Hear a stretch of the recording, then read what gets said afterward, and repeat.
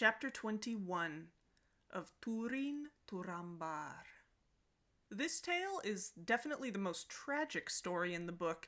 It's actually inspired by the story of Kullervo from the Finnish national epic Kalevala. I definitely encourage you to read that if you ever get a chance. It's certainly worthwhile. So the story starts with Rian, who is originally from the house of Beor. I mentioned her very briefly in chapter 18. Well, she is the wife of Huor, and she gives birth to their son Tuor after Huor dies in the Nirnaith Arnödiad.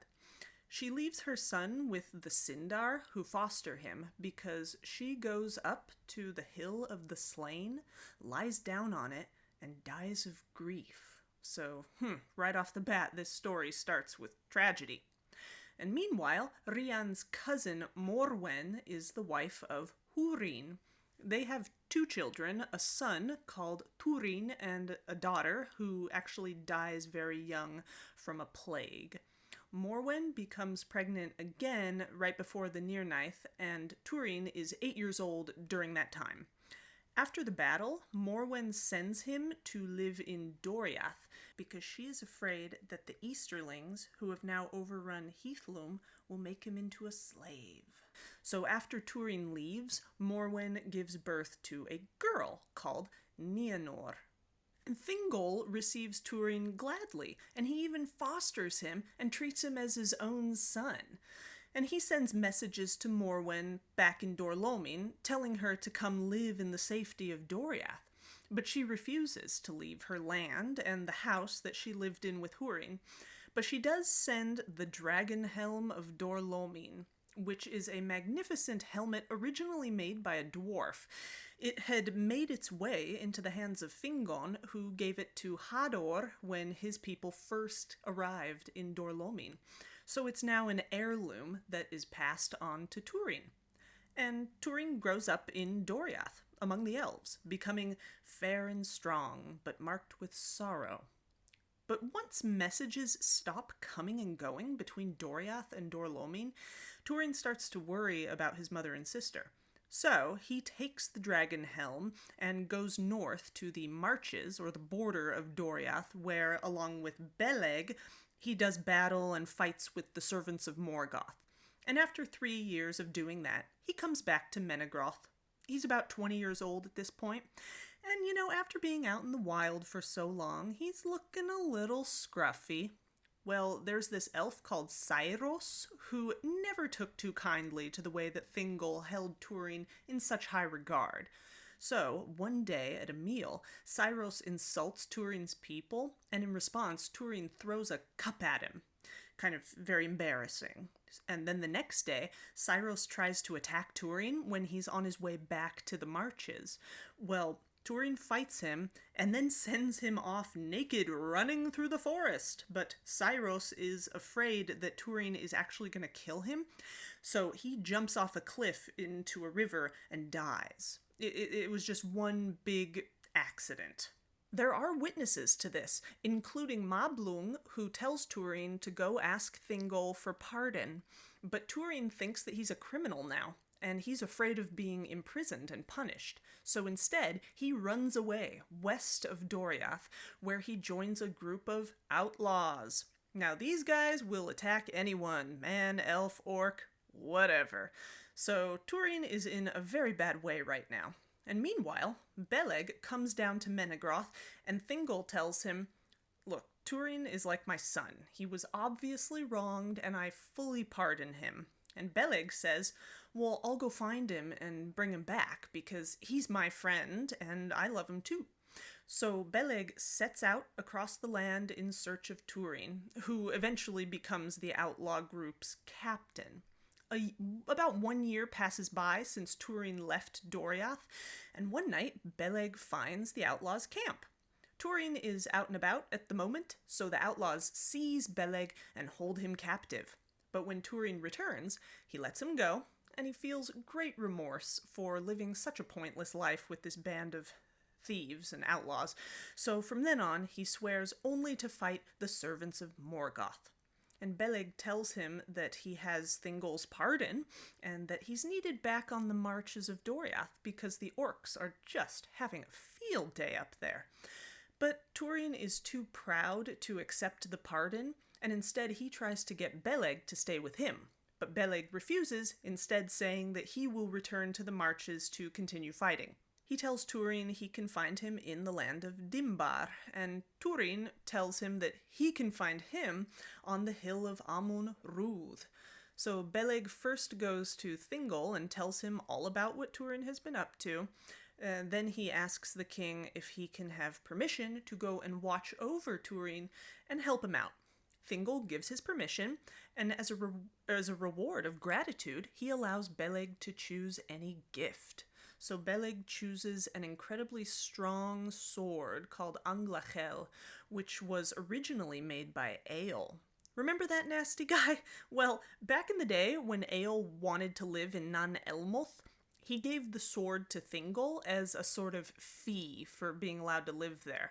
And Eöl made his own sword as a companion to Anglachel. But at some point, his son Maiglin had stolen it from him. Remember, that was such a nice family. Anyway, as Thingol gives Beleg the sword, Melian says, "There is malice in this sword. The dark heart of the smith still dwells in it. It will not love the hand it serves, neither will it abide with you long."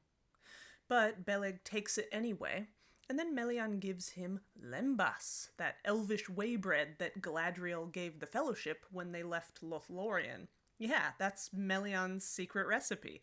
So Beleg sets out once again with the gifts in tow. And in the meantime, Turin and his band of merry men head west to find a more permanent dwelling. Then they happen across 3 dwarves. Now, these dwarves are descended from dwarves who, in ancient days, were cast out of the great cities of Belegost and Nogrod, and who wandered Beleriand. This subset of dwarves lost a lot of their knowledge and great smithcraft, and they became known as the Petty-dwarves. However, they were the first beings to go delving in the caves of Nargothrond, way before Finrod ever got there. They eventually died out, except for these 3 guys who Turin comes across. So the band shoots arrows at the dwarves, and 2 of them run away, leaving behind the oldest one, who's called Mim. He offers to let the outlaws stay at his house in exchange for his life, and Turin pities him and accepts the offer. So Mim takes them to the hill called Amun Rúd, where his house is. He renames it the House of Ransom, and it's there that the other 2 dwarves had actually escaped. Those 2 guys are actually Mim's sons, but one of them dies from being shot by the outlaws, and Turin, he feels really bad about that. So he tells Mim that if he ever becomes rich in gold, he'll give Mim some of that gold as payment for his loss. And Mim really appreciates this gesture and lets them stay. And winter eventually comes, and it's at that time that Beleg finally comes back to Turin. He brings the dragon helm with him, and once more, of course, he tries to persuade Turin to come back to Doriath. But when Turin refuses, Beleg decides to, just stay with the band.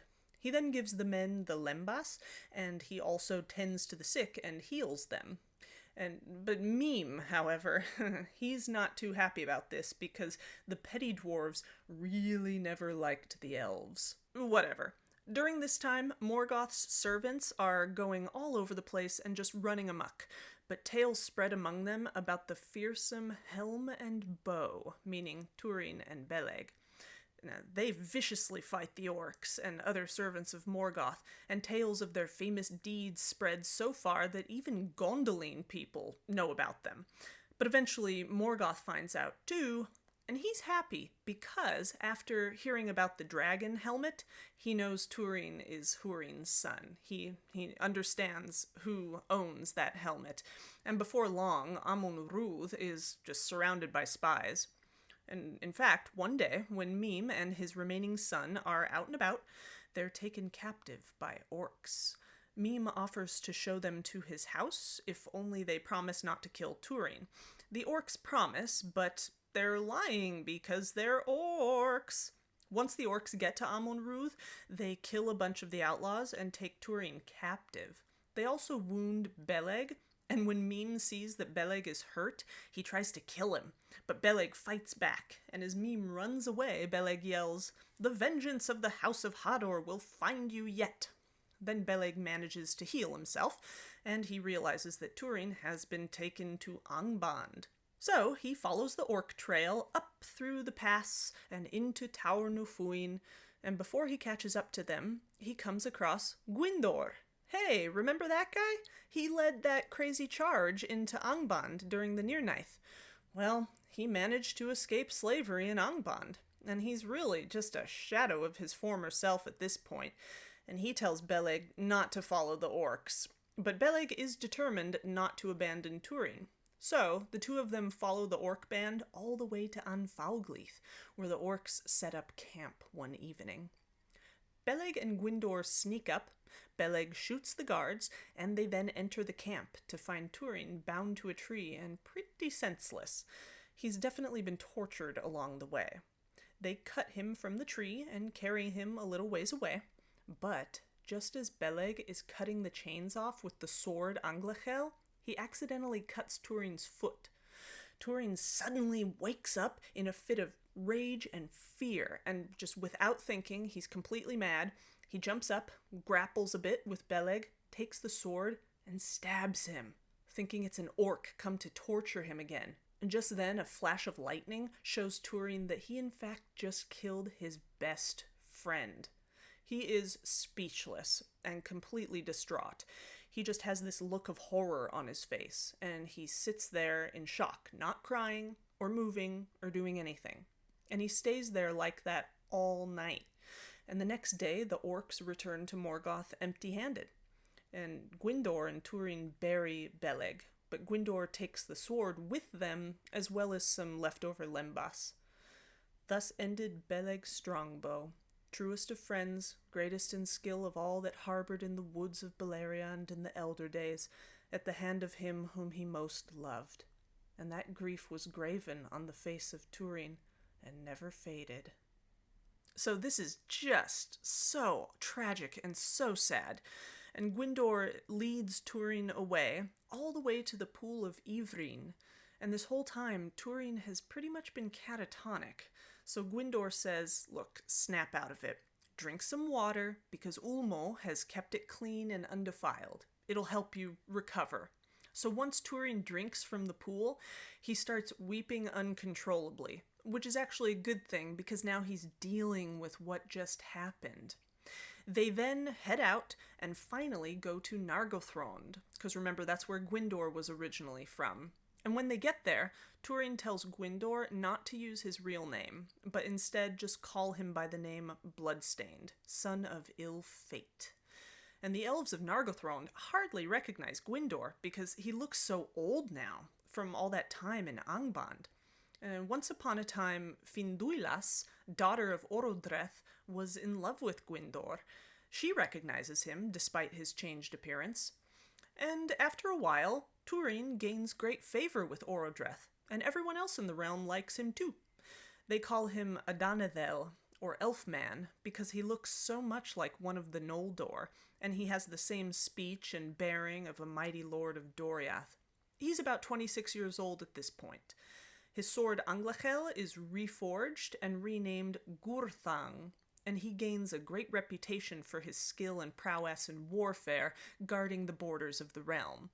He doesn't have his dragon helm anymore. It was lost somewhere on Amon-Rûth when the orcs attacked it, so he now wears a dwarf mask and is primarily known by his black sword. In fact, everyone calls him Mormegil, meaning black sword. Meanwhile, Finduilas falls out of love with Gwyndor and falls in love with Turin. And Gwyndor actually takes it pretty well, telling her that he understands, but he will always love her no matter what. However, he warns her that it's not good for elves to marry men because their fates are so different, when they die, right? And that Turin is no Baron. He doesn't have that kind of fate. Instead, he has a much darker doom that's obvious to anyone who meets him, really. And then Gwyndor reveals to her Turin's true name and true identity, and tells her that she had better steer clear of him, or else her love will bring her to an untimely end. And she actually does admit that she knows Turin will never love her. So, that's super depressing, right? And Turin's kind of miffed at Gwyndor for revealing his true identity, but once Orodreth finds out, he elevates Turin to great honor. Turin then persuades him to build a bridge to Nargothrond and build up their weaponry. Then the elves there start to fight out in the open again, rather than in secret ambushes, and they manage to clear the land of enemies. But Gwyndor tries to tell Orodreth, hey, don't you think this probably isn't a good idea? Us coming out in the open again? Like, this whole secrecy thing was really working out for us for a long time. And Orodreth basically says, yeah, beat it, kid, you're bothering me. And of course, Turin once again shows up on Morgoth's radar due to his heroic deeds, but this time Morgoth doesn't know it's him because he's only known by his black sword. And after a few years, during this time that the land is free from orcs, Morwen and Nienor decide to flee Dor-lómin finally and go to Doriath, and they stay as honored guests in Menegroth. And around the same time, a couple elf scouts come to Nargothrond, and they warn Orodreth that Ulmo says that his power is withdrawing from the waters of the north, and that Orodreth should hide Nargothrond again and destroy the bridge so that evil can't get in. He talks to Turin about it, and Turin has grown very stern and proud for quite a while, so he says, no way, we're super strong. Well, sure enough, Morgoth sends out orcs and the dragon Glaurung to defile the whole realm, and the elves of Nargothrond set out to do battle with them on the field of Tumhalad, but they are soundly defeated. Orodreth dies there, as does Gwyndor, but right before Gwyndor dies, he tells Turin to quickly return to Finduilas in Nargothrond because she alone stands between thee and thy doom. So by this time, the orcs and Glaurung have already gone ahead to Nargothrond, crossed the bridge, and sacked the place. They're looting and destroying everything, and they're gathering anyone they haven't killed and start taking them away as slaves, including Finduilas. And just as Turin fights his way to the captives, Glaurung starts to speak to him, which must sound so chilling and creepy, this serpentine voice full of evil and cunning. And when Turin looks into his eyes, he falls into a trance and can't move. Then Glaurung starts telling the truth mixed in with lies. He says, Turin, your life sucks and so do you. Look at yourself, a foster child, a criminal, you killed your best friend, you stole Finduilas from Gwyndor, you power-grabbed in Nargothrond, and you made bad military decisions. And now, you're sitting pretty in the lap of luxury, while your mother and sister are living in poverty and misery up in Dor-lómin. Now remember, that's not true. They are actually in Menegroth right now, but Turin doesn't know that. And no one in Doriath knows where he is. The orcs lead Finduilas past Turin, and she cries out to him, help, help, but he doesn't hear her because he's in a trance. Then once the captives are led out of sight and earshot, Glaurung releases Turin from the spell. Then Glaurung says to him, I'm gonna let you go to find your family, but don't you go looking for Finduilas, otherwise you'll never see your mother or sister again, and they'll never forgive you for it. So Turin believes the lie, and he heads straight up to Dor-lómin. And Glaurung figures, this was a job pretty well done, so he just gathers all the riches and treasures into a pile inside Nargothrond and goes to sleep on it for a while. Kinda, like Smaug does in The Hobbit. So Turin arrives in Dor-lómin, and it's a bitter winter there. He goes to his childhood home, which is empty, and all the land is desolate and sad. So he goes to the house of an Easterling called Broda, who took Eirene of the House of Hador as his wife. She was always a close friend of Morwen's, and she's the only one who knows that Morwen actually went to Doriath. And when Turin demands that Broda tell him where Morwen is, Eirene tells him the truth.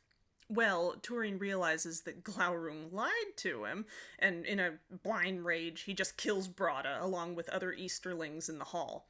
And this was not a good idea, because now the remaining people of the House of Hador are persecuted even more by the Easterlings.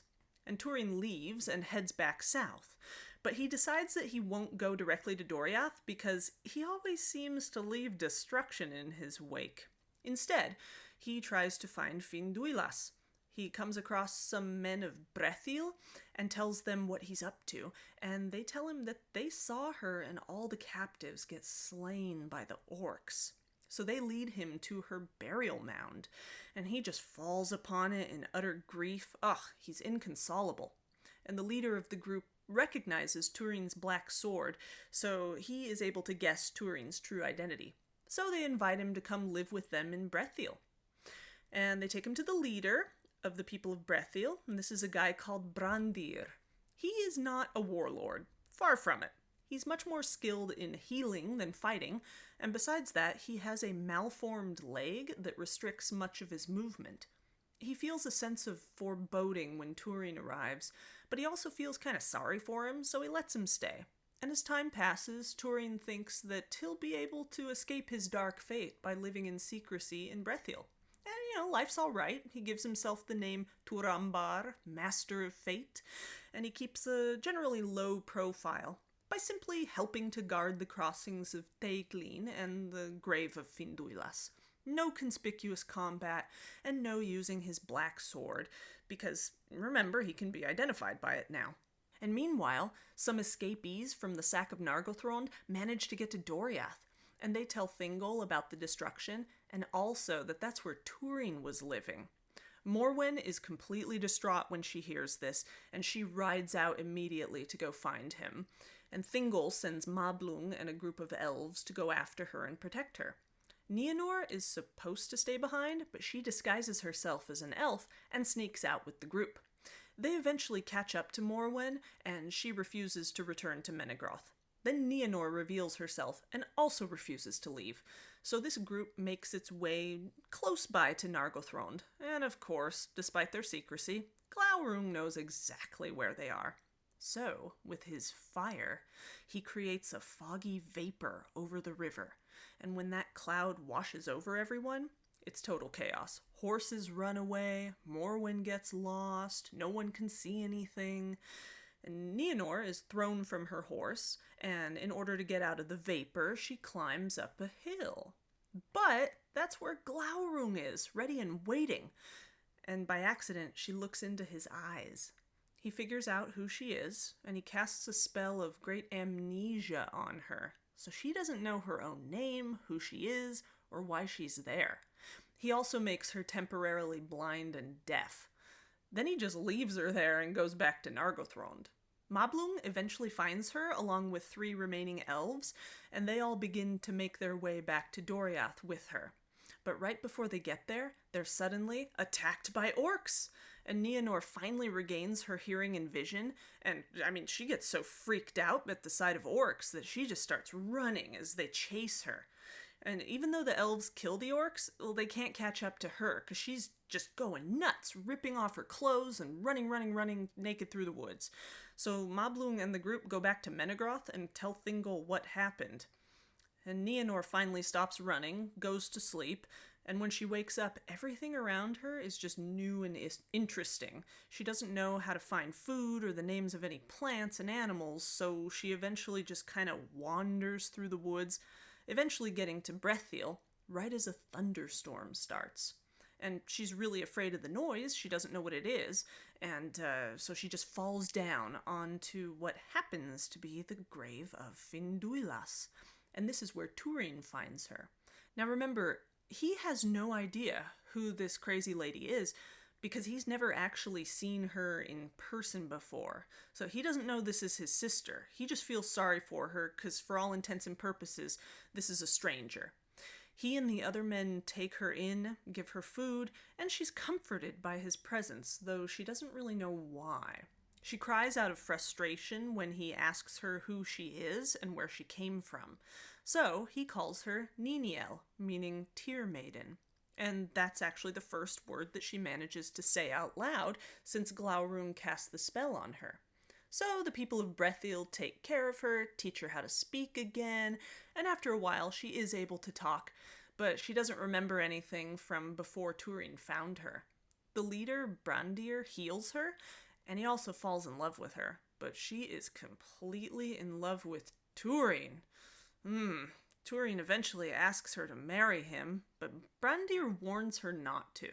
Not really out of jealousy, but because he senses that something is not quite right, although he can't quite put his finger on it. So she delays accepting. But then 3 years pass, and Turin asks her again, and this time promising that he won't go into battle unless their homes are attacked. She says yes, and they get married. He's about 34, and she's about 25, just to give you an idea of the ages. But when orcs start attacking Brethiel again, he has to take up his sword again to defend the land. And then Glaurung hears that the Black Sword is in Brethiel, so now he knows Turin's location. Nienor eventually becomes pregnant, but she soon grows pale and sad as well. And meanwhile, Glaurung has situated himself on the border of Brethiel. So Turin tells everyone that he'll go out alone to face the dragon, and that everyone should stay put and have a plan of escape in case Glaurung comes into the forest. Only 2 guys offer to go with him, and one of them, a guy called Dorlas, shames Brandir for not being able to go out and fight like a true heir of the House of Haleth. And, that's not very nice at all.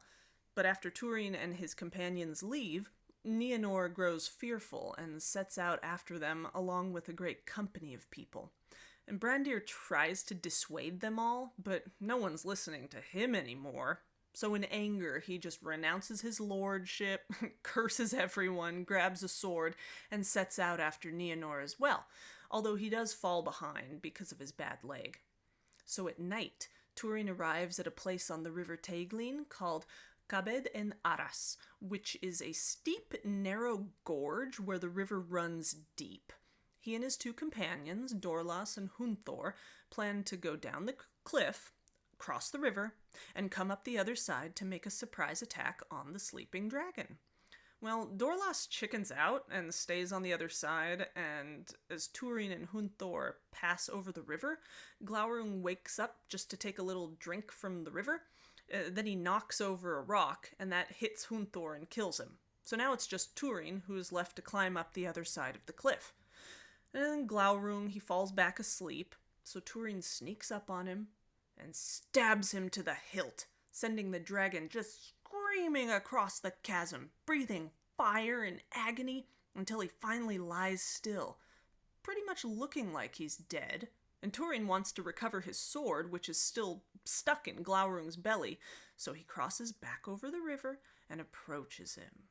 But when he pulls it out, black blood spurts out and burns his hand, and then Glaurung opens his eyes and glares at him in utter malice, which makes Turin pass out and look kind of like he's dead. And Nienor and the group of people see the flames from afar, and they assume that Glaurung won and is now just destroying everything in his path.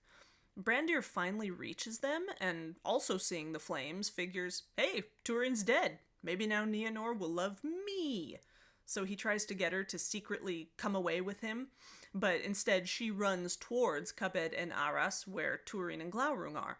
And of course, Brandir goes after her, albeit slowly. So when she gets there, she sees Turin lying down as though he's dead, and she wraps his burned hand and cries over him, hoping that he'll wake up. And just then, Glaurung wakes up for the last time before he dies, saying, "Hail Nienor, daughter of Hurin. We meet again ere the end. I give thee joy that thou hast found thy brother at last. And now thou shalt know him, a stabber in the dark, treacherous to foes, faithless to friends, and a curse unto his kin, Turin, son of Hurin. But the worst of all his deeds thou shalt feel in thyself." Then Glaurung dies, and her memory suddenly returns, and she looks down at Turin and says, "Farewell, O twice beloved. A Turin Turambar, Turun Ambartanen. Master of doom, by doom mastered. Oh, happy to be dead. She then runs and just hurls herself off the cliff and into the river, committing suicide. She just cannot handle this awful, awful truth. And in the meantime, Brandir has heard all of this, and he's horrified. As he goes through the woods back to the group of people who had come with Nienor, he just kills Dorlas. Then he tells all the people that Nienor killed herself after finding out that Turin was in fact her brother. He tells everyone that Turin is dead too, and that that's super good news. But just then, Turin himself shows up, and he's like, "Hey, what the heck's going on? Where's Niniel?" And Brandir tells him she's dead, but the wife of Dorlas says, "Yeah, and he just said you were dead too, and that was good news." And this makes Turin very mad, and he insults Brandir, calling him Clubfoot. And Brandir yells, "Oh yeah? Well, you married your sister! You really are a curse unto your kin." Then Turin kills him in a mad rage, thinking Brandir is just repeating one of Glaurung's lies. Then Turin flees into the woods and goes to the grave of Finduilas in a daze. He just sits there pondering what he should do. Should he go to Doriath to seek his kin, or just try to find death in battle? And at that moment, Mablung and a group of elves happen upon him.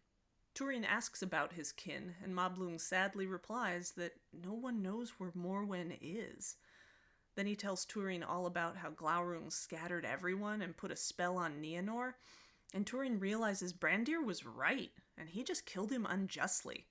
So he goes crazy again. He curses Doriath, and he runs away back towards Kabed and Aras, and the elves follow him. And when he gets there, he draws his sword and says to it, "Hail Gurthang, no lord or loyalty dost thou know, save the hand that wieldeth thee. From no blood wilt thou shrink. Wilt thou therefore take Turin Turambar? Wilt thou slay me swiftly?" And the sword actually talks to him, saying, "Yea, I will drink thy blood gladly, that so I may forget the blood of Beleg my master, and the blood of Brandir, slain unjustly. I will slay thee swiftly." So Turin falls onto his sword, and it kills him. And Mablung and the other elves and the people of Brethiel come to the scene and see Turin and the dragon dead. The elves then burn Glaurung, and when they lift Turin up, they see the sword broken underneath him. They bury him in a great mound along with his sword, and set up a gravestone that says, "Turin Turambar, Dagnir Glaurunga," meaning Glaurung's bane, and Nienor Niniel. But her body isn't there, because no one knows where the river eventually took her.